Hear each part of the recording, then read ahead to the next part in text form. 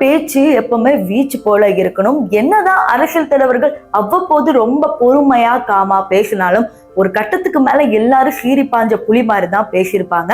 So அப்படி ஒரு 5 அரசியல் தலைவர்கள் அவங்களா இது அப்படிங்கிற மாதிரி மெய்சில் இருக்கிற மாதிரி ஸ்பீச்சஸ் தான் நம்ம பார்க்க போறோம். சோ மறக்காம இந்த வீடியோ ஃபுல்லா பாருங்க. வாங்க வீடியோக்குள்ள போகலாம்.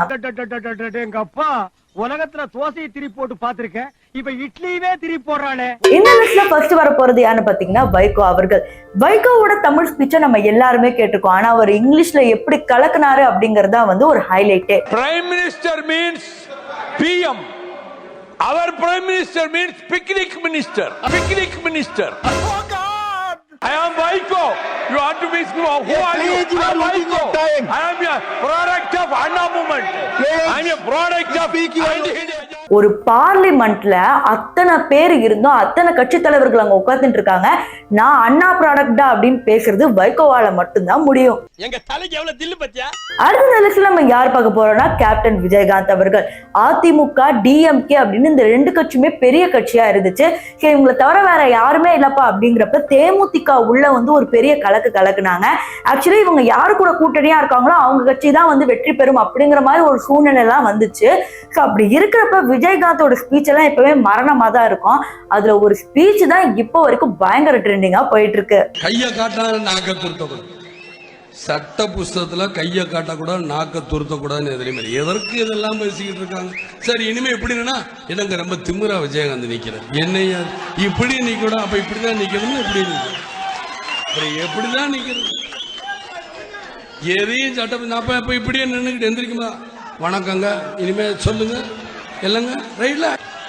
நீங்க கரண்ட் கட் பண்ணது தப்புங்க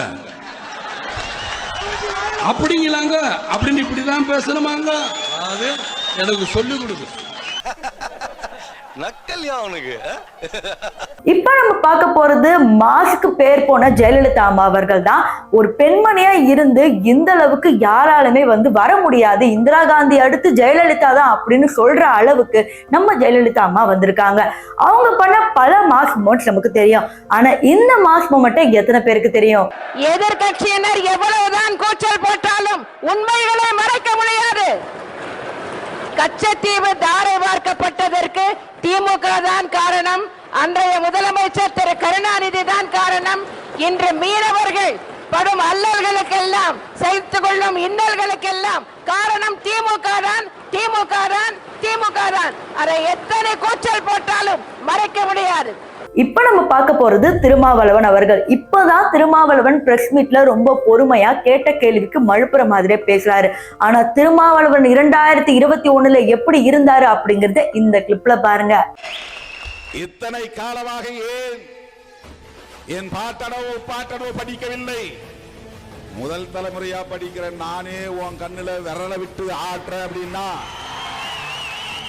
என் முப்பாட்டம் படிச்சிருந்தா திருமாவளவன் நிலை என்ன யோசித்து பார். என் பாட்டனுக்கு பாட்டம் படித்திருந்தால் திருமாவளவர் எப்படிப்பட்ட தகுதியுடையவராக இருந்திருப்பான், ஆற்றல் வாய்ந்தவராக இருந்திருப்பான் என்பதை எண்ணிப்பார். தன்னுடைய சமுதாயத்துக்காக அவர் எப்படிலாம் பேசியிருக்காரு அப்படிங்கிறது பார்க்கும் போதே மெய் சிலிர்க்குது.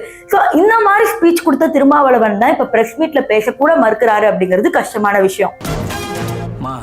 வீடியோவோட கடைசி பகுதிக்கு வந்துட்டோம். மாஸ் சொன்னாவே நடிகர்ல விஜய், அப்ப பாலிடிக்ஸ்லயே இவர் இருப்பார் இல்லையா? அப்படி பார்க்கும் போது இவ்வளவு தூரம் இன்னைக்கு வரைக்கும் விஜய் பத்தி பல டைரக்டர்ஸ் கிட்டயோ இல்ல ஹீரோயின்ஸ் கிட்டயோ கேட்டீங்கன்னா அவர் ரொம்ப காமான பர்சன், யாருக்கிட்டையும் பேச மாட்டாரு, ரொம்ப அமைதியா இருக்கிற ஆளு அப்படிங்கிற மாதிரிதான் சொல்லிட்டு இருப்பாங்க. ஆனா மாநாடு அப்படின்னு ஒண்ணு வந்தோடனே அவர் பேசின இந்த ஸ்பீச், அதாவது தன்னை கூத்தாடி சொல்றவங்களுக்கு ஒரு பதில் சொல்லியிருப்பாரு. அதுதான் பிற்காலத்துல பயங்கரமா ட்ரெண்டிங்கும் ஆச்சு. இல்ல நான் தெரியாம தான் கேட்கிறேன், கூத்தாடினா என்ன? ஏதாவது கேவலமான ஒரு பேரா இல்ல கெட்ட வார்த்தையா? கூத்து அது சாதாரண வார்த்தை இல்லை. ஏன்னா கூத்து சத்தியத்தை பேசும், சாத்தியத்தை பேசும், கொள்கையை பேசும், கோட்பாட்டை பேசும், கோபத்தை பேசும், சோகத்தை பேசும், அரசியலை பேசும், அறிவியலை பேசும், நல்லதை பேசும், உள்ளதை பேசும், உண்மையை பேசும், உணர்வோட பேசும்.